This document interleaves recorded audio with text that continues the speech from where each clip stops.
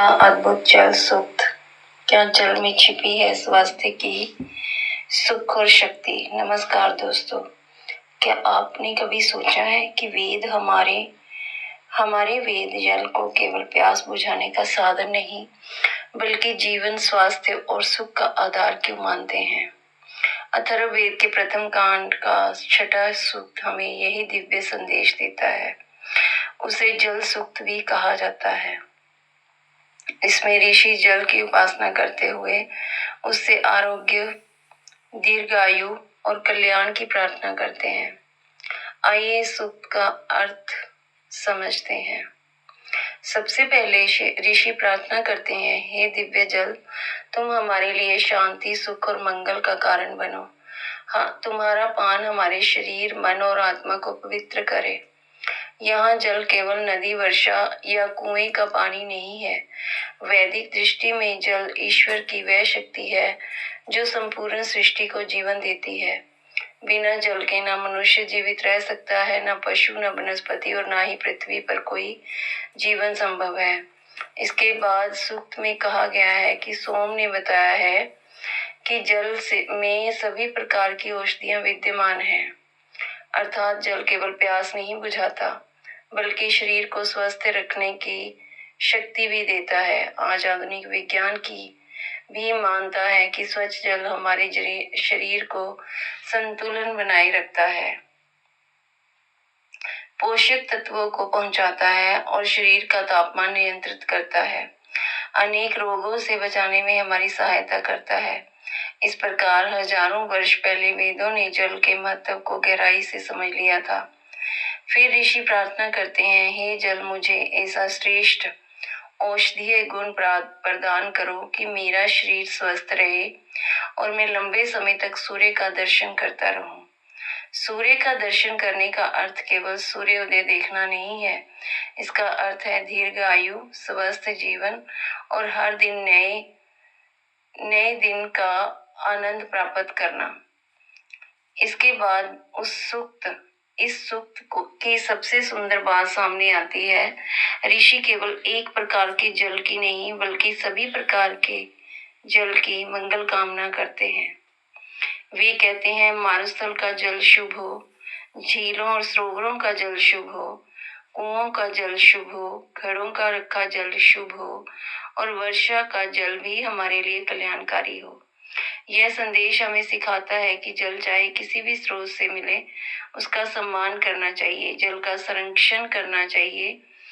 केवल पर्यावरण की जिम्मेवारी ही नहीं है ये, बल्कि वैदिक संस्कृति का भी महत्वपूर्ण संदेश है। आज जब अनेक स्थानों पर जल की कमी और प्रदूषण बढ़ रहा है, तब यह सूक्त पहले से भी अधिक प्रासंगिक हो जाता है। यदि हम जल को प्रदूषित करेंगे तो स्वास्थ्य भी प्रभावित होगा और आने वाली पीढ़ियों का भविष्य भी। इसलिए अथर्ववेद हमें केवल प्रार्थना करना नहीं सिखाता बल्कि यह भी सिखाता है कि जल का सदुपयोग करें, उसे व्यर्थ ना बहाएं और जल स्रोत की रक्षा करें। अंत में इस सूक्त का संदेश बहुत ही सरल है। जल जीवन है, जल ही स्वास्थ्य है, जल ही सुख और समृद्धि का आधार है। जब भी हम एक गिलास स्वच्छ जल पिए तो हमें यह स्मरण रखना चाहिए कि केवल प्रकृति का उपहार ही नहीं बल्कि ईश्वर का अमूल्य प्रसाद है। यदि आपको अथर्ववेद की ऐसी सरल और प्रामाणिक व्याख्या पसंद आती है तो कृपया वीडियो के कमेंट बॉक्स में जाकर राधे राधे लिखिए। अथर्ववेद का 7वां सूक्त, बुराई का नाश या बुराई का सुधार। मित्रों, आज हम अथर्ववेद के प्रथम कांड के 7वें सूक्त का सरल अर्थ समझेंगे। इस सूक्त का मुख्य विषय है नकारात्मक शक्तियों का निवारण और समाज की रक्षा। बहुत से लोग जब इस सूक्त को पढ़ते हैं तो उन्हें लगता है कि हम इसमें केवल शत्रुओं का विनाश की बात कही गई है, लेकिन जब हम इसके गहरे अर्थ को समझते हैं तो पता चलता है कि इसका उद्देश्य केवल दंड देना नहीं बल्कि समाज में धर्म, न्याय और सुधार की स्थापना करना है। आइए इसी क्रम से समझते हैं। इस सूक्त में सबसे पहले अग्निदेव का आवाहन किया जाता है। ऋषि प्रार्थना करते हैं, हे अग्निदेव, आप उन लोगों को पहचानिए जो छल, कपट, हिंसा और दूसरों को कष्ट पहुंचाने में लगे हुए हैं। समाज में उनकी बुराइयों से बचाइए। वैदिक परंपरा में अग्नि केवल अग्नि की लौ नहीं है। अग्नि सत्य, ज्ञान, पवित्रता और न्याय का प्रतीक है। जिस प्रकार अग्नि अशुद्ध वस्तु को जलाकर शुद्ध कर देती है, उसी प्रकार सत्य और धर्म भी समाज के से अधर्म का नाश करते हैं। दूसरे मंत्र में अग्नि को जातवेद कहा गया है, अर्थात यह जो सब कुछ जानता है, कोई भी कर्म इससे छिपा नहीं रहता। ऋषि कहते हैं, हे सर्वज्ञ अग्नि, हमारी प्रार्थना स्वीकार करें और उन लोगों को सही मार्ग पर लाएं जो समाज को नुकसान पहुंचा रहे हैं। इसके बाद सूक्त में इंद्रदेव का भी आवाहन किया जाता है। इंद्र यहाँ केवल युद्ध के देवता नहीं बल्कि न्याय और भक्ति के प्रतीक हैं। ऋषि प्रार्थना करते हैं, हे इंद्र, अपने न्याय के वज्र से अधर्म का अंत कीजिए और धर्म की रक्षा कीजिए। यहाँ वज्र केवल हथियार नहीं बल्कि यह सत्य, साहस और न्याय की शक्ति का प्रतीक है। अब इस सूक्त का सबसे महत्वपूर्ण संदेश सामने आता है। अगले मंत्रों में ऋषि केवल दुष्टों के नाश की प्रार्थना नहीं करते, वे चाहते हैं जो लोग गलत मार्ग पर चल रहे हैं वे अपनी गलती स्वीकार करें। मानो वो कह रहे हो, हमसे भूल हुई है, हमें क्षमा करें, अब हम सही मार्ग पर चलेंगे। यही इस सूक्त की सबसे बड़ी विशेषता है। वेद केवल दंड की शिक्षा नहीं देते, वे सुधार की भी शिक्षा देते हैं। यदि कोई व्यक्ति अपनी भूल स्वीकार करके धर्म के मार्ग पर लौट आए तो वही समाज के लिए सबसे बड़ा कल्याण है।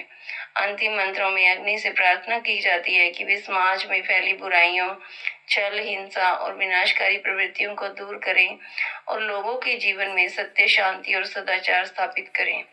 यदि हम इस सूक्त को आज के समय में देखें तो इसका संदेश और भी अधिक महत्वपूर्ण हो जाता है। आज समाज में झूठ, लालच, भ्रष्टाचार, नफरत और हिंसा जैसी अनेक समस्याएं दिखाई देती हैं। अथर्ववेद हमें सिखाता है कि इन बुराइयों का सामना सत्य, न्याय, आत्म संयम और सुधार की भावना से करना चाहिए। इस सूक्त का वास्तविक शत्रु कोई व्यक्ति नहीं बल्कि मनुष्य के भीतर छिपे हुए दोष है। क्रोध, लोभ, ईर्ष्या, अहंकार और छल। ये सब दोष समाप्त होते हैं तभी व्यक्ति, परिवार और समाज में शांति स्थापित होती है। इसलिए अथर्ववेद का 7वां सूक्त हमें सिखाता है, बुराई को पहचानो, सत्य का साथ दो, न्याय की रक्षा करो, गलती करने वाले को सुधारो और अवसर दो और अपने भीतर की नकारात्मक प्रवृत्तियों को ज्ञान और धर्म की अग्नि में समर्पित कर दो। यही इस सूक्त का शाश्वत संदेश है। यदि आपको अथर्ववेद की ऐसी सरल और प्रामाणिक व्याख्याएं पसंद आ रही हैं तो वीडियो को लाइक करें, चैनल को सब्सक्राइब करें और अपने मित्रों के साथ अवश्य साझा करें। राधे राधे।